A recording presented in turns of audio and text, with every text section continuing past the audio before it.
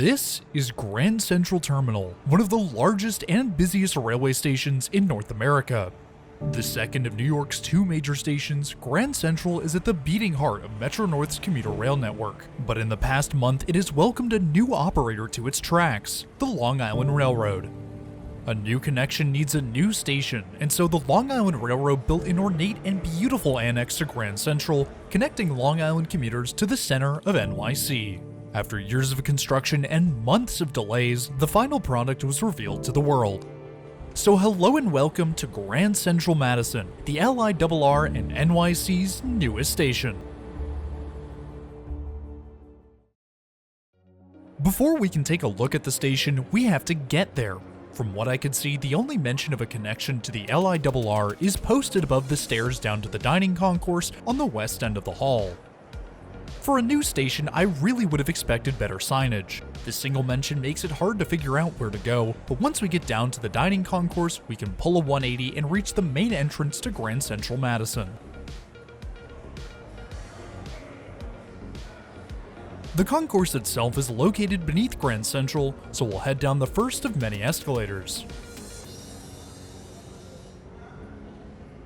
At the bottom, we're met with a set of doors and the first real signs for the Long Island Railroad. I really hope that these doors aren't a permanent fixture as they divide the Madison Concourse from Grand Central proper. Plus, they look really out of place in the context of the beautiful Grand Central and the Madison Concourse, as we're about to see.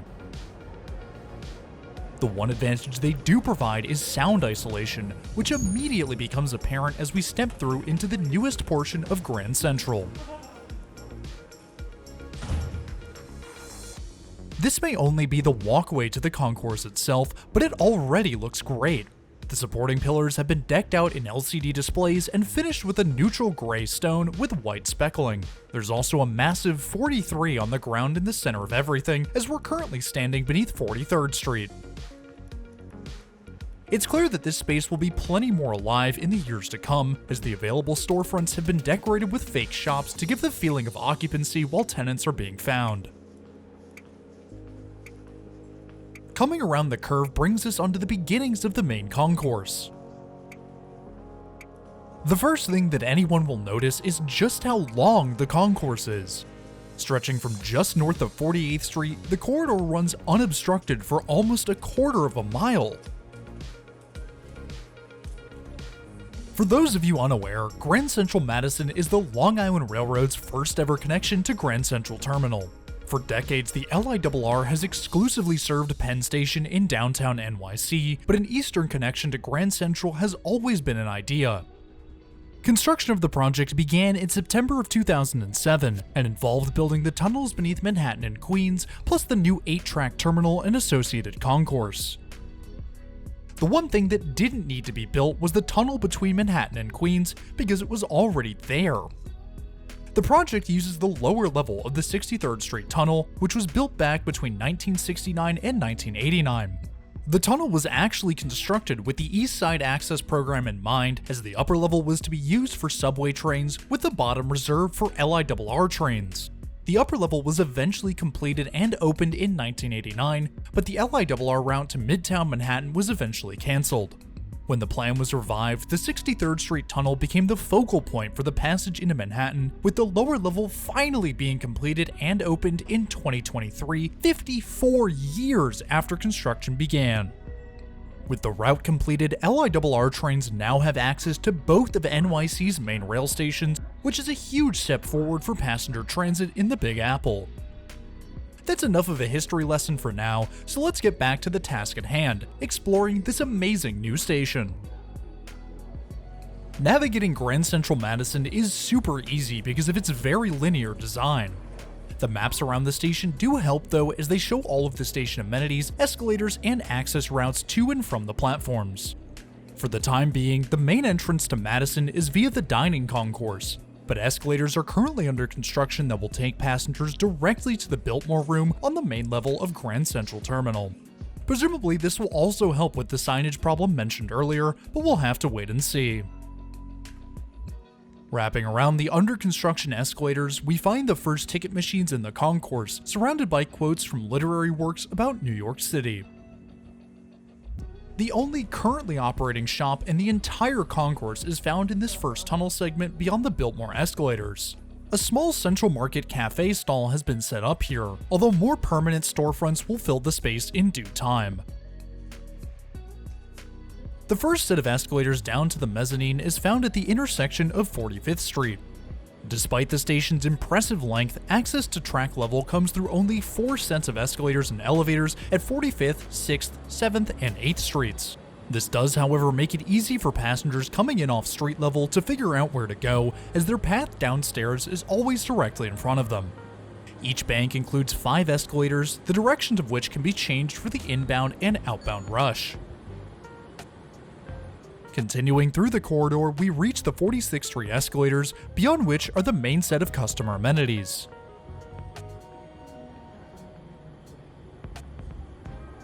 Back behind the walls, passengers will find 6 customer service and ticketing desks, 4 regular ticket machines, 3 of which are on the way, restrooms, the security office, and plenty of screens with train information. I've noticed that people have mentioned that there isn't any seating at Grand Central Madison, and that's technically not true. Off to the left of the customer service desks is a small ticketed passenger waiting area. The space only includes 6 rows of seats for a total of 30, which isn't a ton, but it's not nothing. Plus, because this is a terminus station, passengers can often board their trains well ahead of departure, so waiting around in the station really isn't that common. Back out in the corridor, passengers can find a display case featuring pictures from the construction process. The pictures include work on the tunnels, whether that be boring or laying out track, to the installation of rebar and the escalators in the final months of construction. It's really cool to see all of the work in progress shots of the station, as it gives just a small window into the sheer amount of effort that had to be put in to make this dream a reality. A map of the full LIRR network is also located just in front of the customer service windows.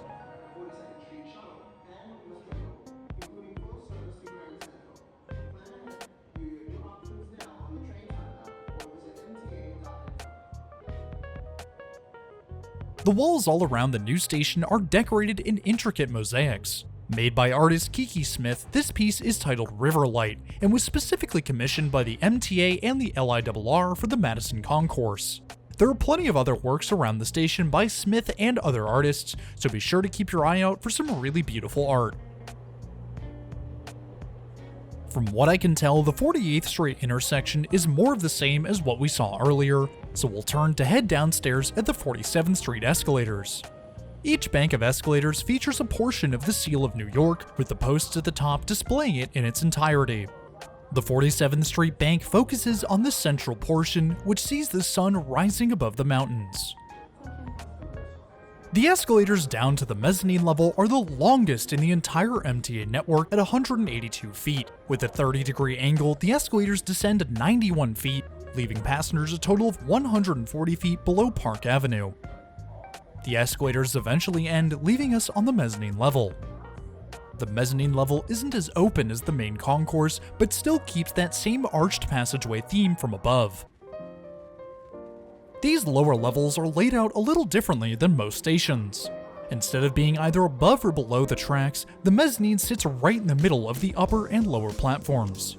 The tracks above us are numbered in the 200s, with those below taking on the 300s. This actually keeps with the same numbering system of the main Grand Central Concourse, where the first digit in a track number indicates its level. The system denotes the main level tracks without a third digit, while the dining concourse lower level tracks are numbered as 100. These tracks now go further downward and thus take on the 200s and 300s as low level 2 and low level 3. A helpful diagram is posted alongside the train information screens. This diagram shows the total verticality in relation to street level, Grand Central, the Madison Concourse, and the 8 tracks. The 8 tracks are divided into 2 banks of 4, with the 01 and 02 tracks paired in the first set, while the 03 and 04 tracks are found in the second. We'll come back to the mezzanine in a bit, but the 744 to Jamaica is getting ready to depart on track 201. Heading up the escalators brings us onto the island platform for tracks 201 and 202. Waiting on track 201 is a set of LIRR Bombardier M7 EMUs. Despite being a full consist, this 10-car train does not fill out the entire platform. This is because Madison was designed to handle up to 12-car trains. At the time of filming, this train was operating as a shuttle service between Jamaica and Grand Central, although this would be the last day of shuttle service. As of Monday, February 27th, full LIRR service to Grand Central has begun. Trains from all over the network are now operating out of Grand Central, allowing passengers to stay on to their final destinations instead of transferring at Jamaica. The clock soon hits 7:44 and the conductor gives the all aboard, with the train departing soon thereafter.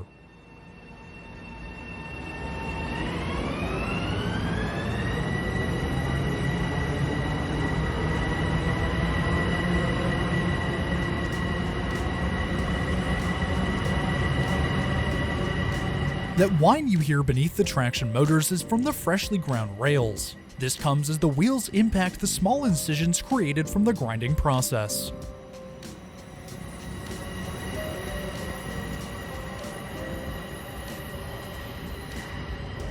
Swiftly making our way to the other side of the platform, we can watch as the train makes its way through the upper bell mouth, which will lead it to the connection with tracks 203 and 204.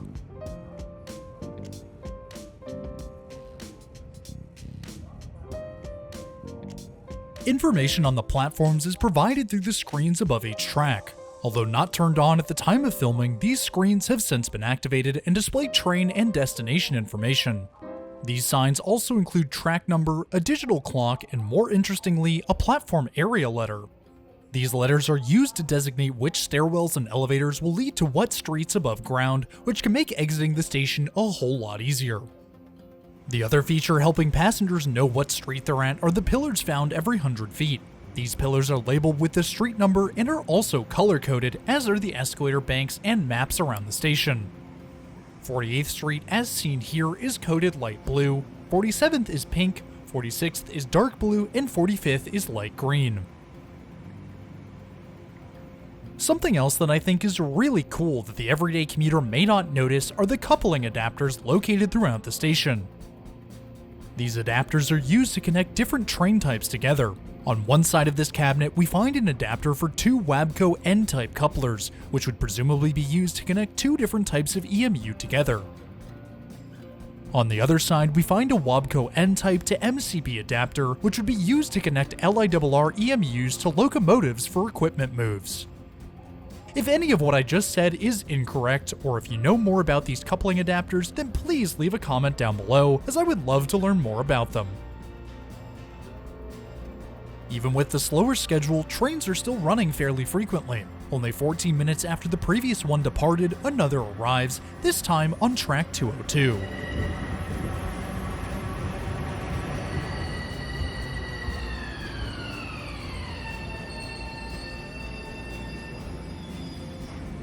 Following in the footsteps of the arriving commuters, we can make our way back down to the mezzanine level. The mezzanine level is divided in a rather odd way. Instead of the large, continuous hallway like the concourse, the mezzanine is instead broken up into quarters by large sections of nothingness overlooking the tracks below. My best guess for this design choice was to better direct passengers towards the escalators up to the main concourse. By making it appear that the route is impassable, passengers are subconsciously guided towards the exits to street level. There's still a smaller corridor on the side nearest the main concourse for passengers determined to make their way up and down the platforms, but for the most part, the emphasis is on exiting upwards instead of traversing laterally. Within each of these sections are escalators and elevators to both the upper and lower tracks, ticket machines which have yet to be installed, and pass-throughs to the second bank of tracks.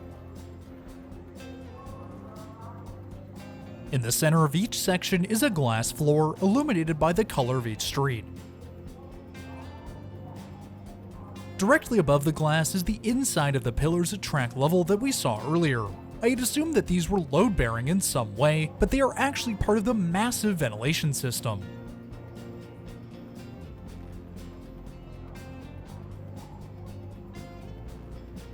One thing that Grand Central Madison prides itself on is cellular connectivity. Looking up, we can spot the infrastructure that makes this possible. These routers are everywhere throughout the station and allow passengers to have full 5G service even at 140 feet below ground. At each end of the mezzanine are stairwells that connect to both the upper and lower platforms. Heading up, we arrive back on tracks 201 and 202, where the 818 train is about to depart for Jamaica.